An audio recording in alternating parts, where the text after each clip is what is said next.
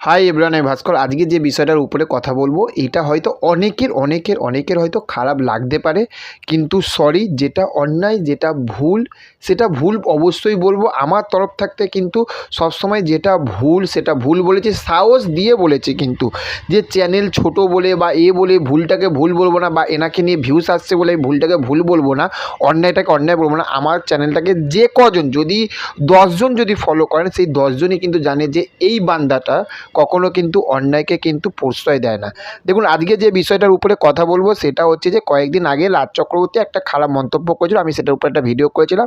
এবার সেখান থাকতে তার একটা অন্যায় ছিল, তার একটা ভুল ছিল, সেটা আমি বলেছিলাম। কিন্তু আজকে আমি দেখলাম আবার কয়েকজন মানুষ, আমি তাদেরকে সত্যি কথা বলছি, আমি তাদেরকে কিন্তু বিশাল রেসপেক্ট করি, তাদেরকে প্রচুর হৃদয় থেকে আমি সেই সব ব্যক্তিগুলোকে কিন্তু আমি ভালোবাসি।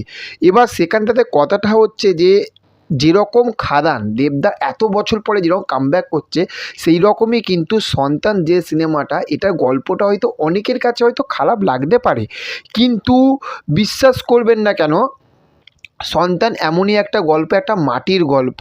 আজ পরিবেশে, আজ আমাদের চারপাশে যেরকম টক্সিস ভরে গেছে না, যেরকম বিষাক্ত ভরে গেছে না, সেই বিষাক্ত জিনিসগুলোকে কিন্তু আজ তুলে এনেছে কিন্তু আজ এই সন্তান সিনেমাটা, মুভিটা, যেটা আমরা ট্রেলারে কিন্তু দেখেছি।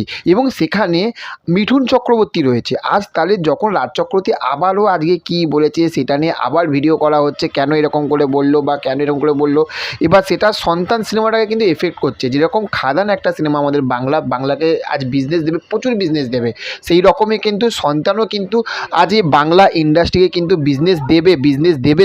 এটাকে সবসময় কিন্তু এটাকে বুঝতে হবে। আজ একটা কথা বলছি, দেখুন, আপনারা মিঠুনদার ফ্যান বা দেবদার ফ্যান যারা না কেন, আমি প্রথমে বলে দিচ্ছি, আমার প্রায়োরিটি লিস্টে কিন্তু প্রথমে কিন্তু খাদান থাকবে। আমি খাদানটাকে নিয়ে প্রচুর কভার করবো, প্রচুর এটা জানেন।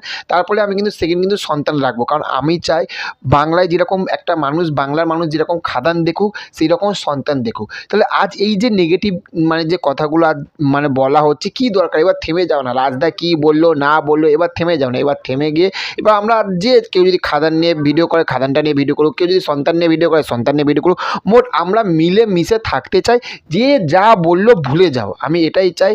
যে কেউ প্লিজ, আমি সেই সব মানুষগুলোকে, সেই সব দাদাকে বলছি, প্লিজ আর এটাকে নিয়ে আর জলঘোলা করার দরকারই নেই। আমার মতে বলে এটাকে নিয়ে জলঘোলা করার দরকার নেই, এটা এখানেই স্টপ করা দরকার।